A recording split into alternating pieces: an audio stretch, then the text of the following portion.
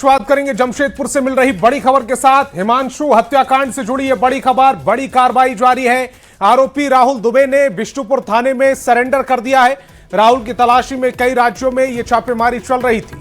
27 जून को हिमांशु की हत्या हुई थी। पुलिस वाहन से निकालकर चापड़ से हमला किया गया था। मुख्य आरोपी विश्वनाथ मंडल समेत 12 लोग गिरफ्तार किए गए।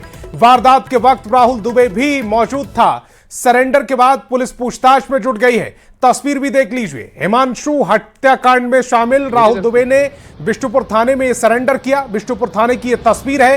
राहुल की तलाशी में कई राज्यों में छापेमारी चल रही थी। 27 जून को हिमांशु की हत्या की गई थी। पुलिस वाहन से निकालकर चापड़ से उस पर हमले किए गए। मुख्य आरोपी विश्वनाथ मंडल समेत 12 लोग गिरफ्तार कर लिए गए। वारदात के वक्त राहुल दुबे भी वहां पर मौजूद था। सरेंडर के बाद अब राहुल दुबे से पूछताछ की जा रही है।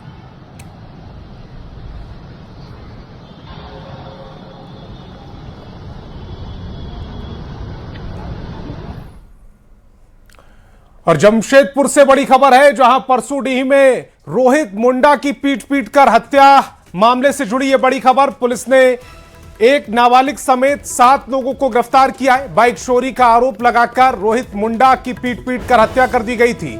शादी पार्टी में नशे की हालत में रोहित मुंडा दूसरी की बाइक से गया था, जिसके बाद विवाद हुआ। परसूडीह थाने की यह पूरी घटना है। बड़ी खबर रांची से, जहां खूंटी थाना क्षेत्र के घाघरा गांव में डबल मर्डर का मामला सामने आया। तजना नदी किनारे एक महिला और युवक का शव मिलने से इलाके में हड़कंप मच गया। दोनों की हत्या धारदार हथियार से की गई। परिजनों ने महिला के पति पर हत्या का शक जताया, जबकि पुलिस ने अवैध संबंध के चलते हत्या की आशंका जताई। फिलहाल पुलिस मामले की जांच में जुटी है। फॉरेंसिक टीम और डॉग स्क्वाड की टीम ने मौके से सबूत भी जुटाए।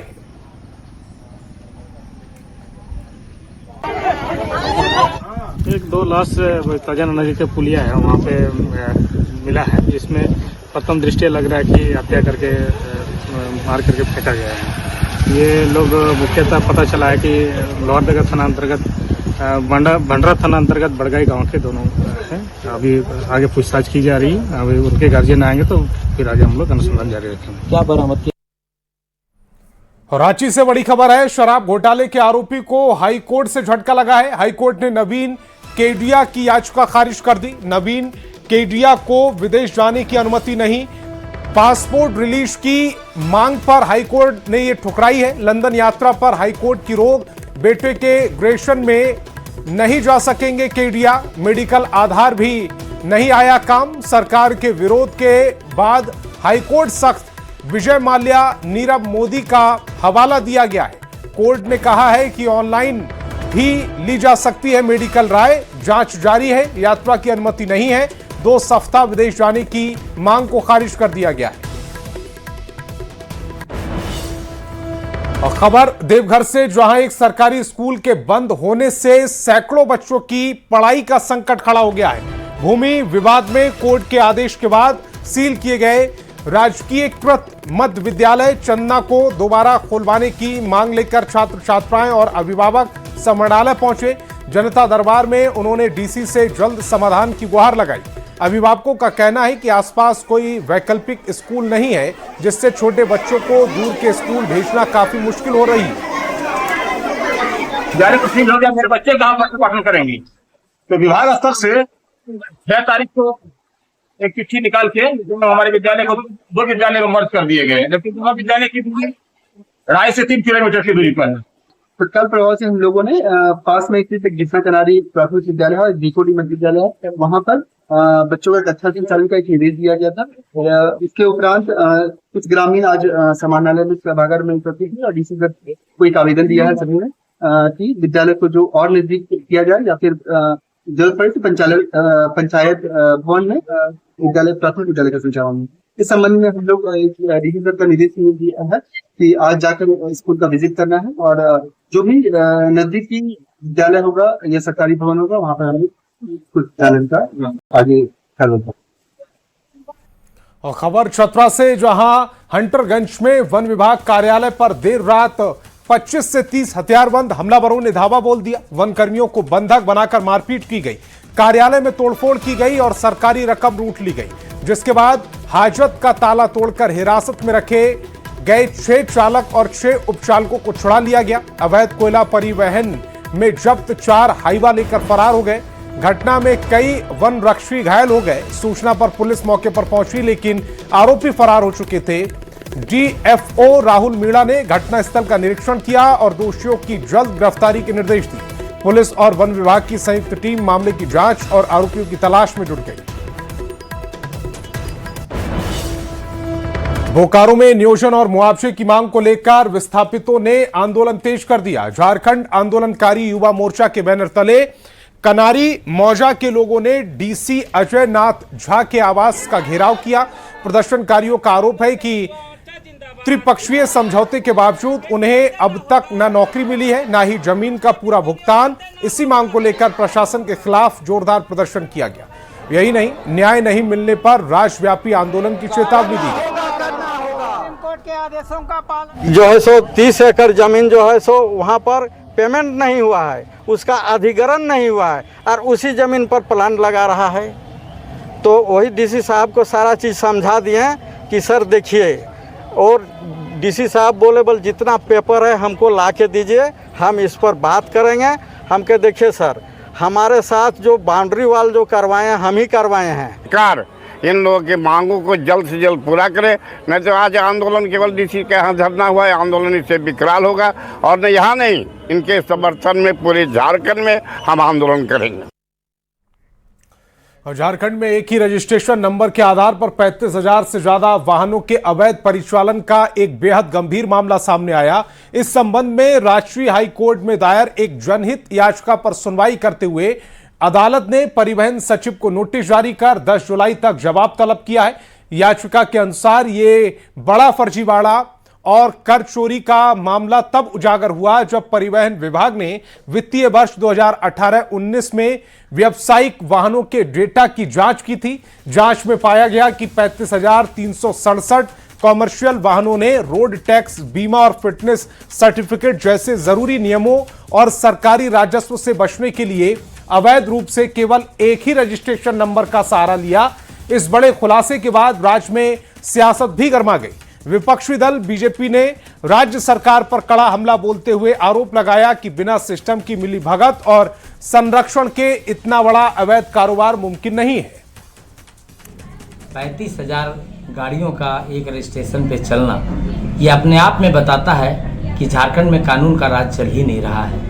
और निश्चित तौर पे डीटीओ से लेकर एसपी तक सभी लोग इसी काम में लगे हुए हैं। अब आप बताइए कि अगर एक ही नंबर से 35,000 गाड़ियों का काम चल रहा है तो उसका पॉल्यूशन कौन देख रहा है, उसका इंश्योरेंस कौन देख रहा है, और उससे अगर कोई एक्सीडेंट होता है तो कौन जिम्मेवार रहेगा। और इस तरह का ये हो कैसे सकता है, बिना क्या सरकारी संरक्षण के ऐसा हो सकता है, ये नामुमकिन है। देखिए, अगर एक ही नंबर पे कई गाड़ियां चल रही है, चाहे वो बस हो, हाईवा हो या ट्रक हो, और उसका तमाम गाड़ियों का अगर एक ही नंबर है तो स्वाभाविक तौर पे ये गंभीर मामला है। और हमें लगता है कि परिवहन विभाग को इस मामले को गंभीरता से लेना चाहिए। इस पे जनहित याचिका दायर हुई है, माननीय न्यायालय ने भी इस पे आदेश दिया है, तो स्वाभाविक तौर पे परिवहन विभाग संजीदगी के साथ इसकी जांच करे। और जमशेदपुर से बड़ी खबर है, ब्रेन मलेरिया का कहर जारी है। ब्रेन मलेरिया से एक और मौत हो गई। पोटका में 4 साल के बच्चे की मौत हो गई। बीमारी से अब तक 8 लोगों की मौत हो चुकी है। पूर्वी सिंहभूम में यह कहर नहीं थम रहा है। जांच में मिले 101 मरीज, 1603 मरीज अस्पताल में भर्ती हैं। हाई अलर्ट पर स्वास्थ्य विभाग है। आपको बता दें कि जमशेदपुर में मलेरिया का कहर थमने का नाम नहीं ले रहा। पोटका प्रखंड के खड़िया साई गांव में 4 साल के शिव सरदार की ब्रेन मलेरिया से इलाज के दौरान मौत हो गई। इसके साथ ही जिले में मलेरिया से मरने वालों की संख्या बढ़कर 8 हो गई है, जिनमें 7 बच्चे और 1 महिला शामिल है। गुरुवार को जांच में 101 नए मरीज मिले, जिससे कुल संक्रमितों की संख्या 1603 पहुंच गई और 20 से ज्यादा मरीजों की हालत गंभीर बताई जा रही। स्वास्थ्य विभाग ने पूरे जिले में दवा का छिड़काव, जांच अभियान और जागरूकता अभियान तेज कर दिया। पूर्वी सिंहभूम जिले में लगातार जो है ब्रेन मलेरिया का कहर थमने का नाम नहीं ले रहा है। अब तक 8 लोगों की मौत ब्रेन मलेरिया से हो गई, जिसमें 7 बच्चे, छोटे छोटे बच्चों की मौत हुई है, तो एक महिला भी इस मौत के आंकड़े में शामिल है। हालांकि मौत के आंकड़े जिस तरह बढ़ रहे हैं वो जिला प्रशासन और स्वास्थ्य विभाग के लिए एक बड़ा चैलेंज बनता जा रहा है, मगर लोगों को भी ब्रेन मलेरिया के चैन को तोड़ने के लिए जागरूक रहने की जरूरत है। आप देख सकते हैं तस्वीर की किस तरह जमशेदपुर शहर हो या पुटका या घाटशिला, तमाम क्षेत्र ये हॉट स्पॉट क्षेत्र बनते जा रहे हैं, मगर सबसे ज़्यादा पोटका में जो है वो मरीजों की मौत हुई है, जिसमें पोटका में 5 से 6 बच्चों की मौत जो है ब्रेन मलेरिया से हो चुकी है। तो वहीं एक शहरी क्षेत्र से तो एक घाटशिला से भी मौत हुई है, मगर जिस तरह तेजी से ब्रेन मलेरिया फैल रहा है वो पूरी तरह से लोगों के लिए एक बड़ी चुनौती बनते जा रही है। लोगों में डर का भी माहौल है। हालांकि बता दूं कि रोजाना 5000 से अधिक लोगों की जांच हो रही है, जिसमें 100 से अधिक पॉजिटिव मरीज पाए जा रहे हैं, जो स्वास्थ्य विभाग के लिए एक बड़ी चिंता का विषय है। हालांकि अभी भी पूरे जो 1600 से अधिक मरीज जो है वो सदर अस्पताल, एमजीएम अस्पताल और निजी अस्पतालों में भर्ती है, और जिसमें 30 की हालत अभी भी नाजुक बनी हुई है।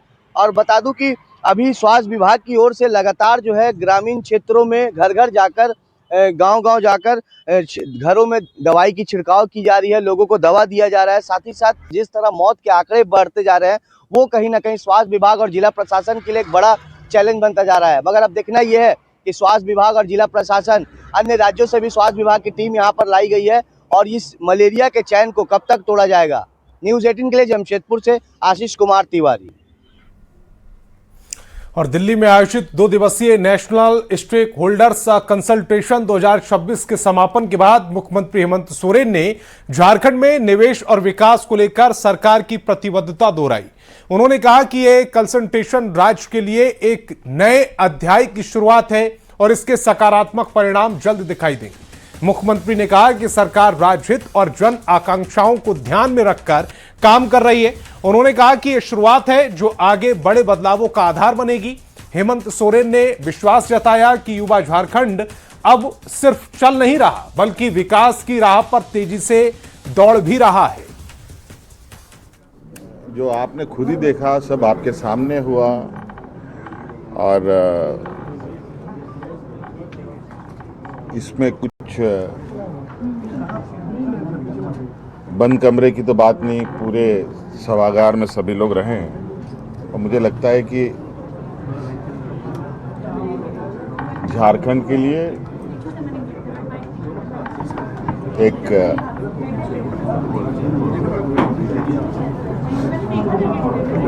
वर्तमान परिस्थिति जो निर्भरता है, उस निर्भरता में एक नया अध्याय हम लोगों ने जोड़ा है, और मुझे लगता है इसका परिणाम जल्द से दिखे। आगे इस पर काम करें। दिल्ली में हुए नेशनल स्टेक होल्डर्स कंसल्टेशन में झारखंड के लिए 86,000 करोड़ रुपए के निवेश प्रस्ताव और 14 कंपनियों के साथ एमओयू को लेकर सियासत तेज हो गई। जेएमएम ने इसे राज्य के विकास और रोजगार के लिए बड़ी उपलब्धि बताया। वहीं बीजेपी ने इसे पुरानी घोषणाओं की पुनरावृत्ति बताते हुए सरकार पर निशाना साधा। का स्वागत, अभिनंदन हम पौधा प्रदान कर रहे हैं। देखिए, सर्वप्रथम झारखंडी नेता, हम सभी के चहेते झारखंड के मुख्यमंत्री, इस देश के सर्वाधिक लोकप्रिय मुख्यमंत्री हेमंत सोरेन जी को बहुत बहुत धन्यवाद।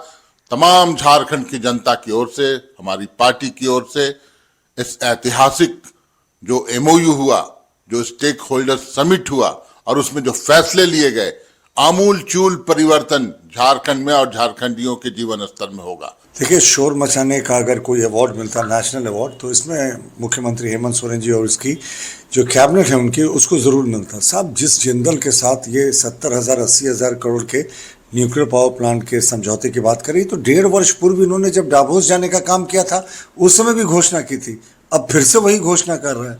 तो एक ही को कितना रिपैकेज करेंगे। बोकारो से बड़ी खबर है। एक्सपायरी बियर बिक्री मामले पर बड़ा एक्शन। उत्पाद विभाग ने बड़ी कार्रवाई की। डिपो मैनेजर समेत कई पर गाज गिरी। डिपो मैनेजर और लेखपाल का ट्रांसफर कर दिया गया। पेमेंट पर भी रोक लगाई है। बियर कंपनी को शो कॉज नोटिस जारी किया गया। मामले पर मंत्री योगेंद्र प्रसाद सख्त नजर आए। आज पूछने के उपरांत अगर उनका संतोषजनक जवाब नहीं पाया गया तो उस पर अग्रतर कार्रवाई भी होगी। अभी कई कार्रवाइयाँ हुई है, अभी देखते चल रहे, आगे आगे और भी कार्रवाइयाँ होगी। आप आश्वस्त रहें, विभाग गंभीर है और गंभीरता के साथ दोषियों पर कार्रवाई करेगी। बड़ी खबर रामगढ़ से है, जहां गोला वन क्षेत्र के सुतरी जंगल में 22 हाथियों का झुंड मौजूद है। हाथियों के इस झुंड ने आतंक मचाया। हाथियों ने कोराम्बे गांव में धान के बिचड़े को रौंद दिया और सुतरी में मक्के और अन्य सब्जियों की फसलों को भारी नुकसान पहुंचा दिया। हाथियों की मौजूदगी से आसपास के गांव में दहशत का माहौल है। वन विभाग की क्विक रिस्पांस टीम लगातार झुंड पर नजर बनाए हुए है और देर रात तक हाथियों को जंगल की तरफ खदेड़ने की कोशिश कर रही है।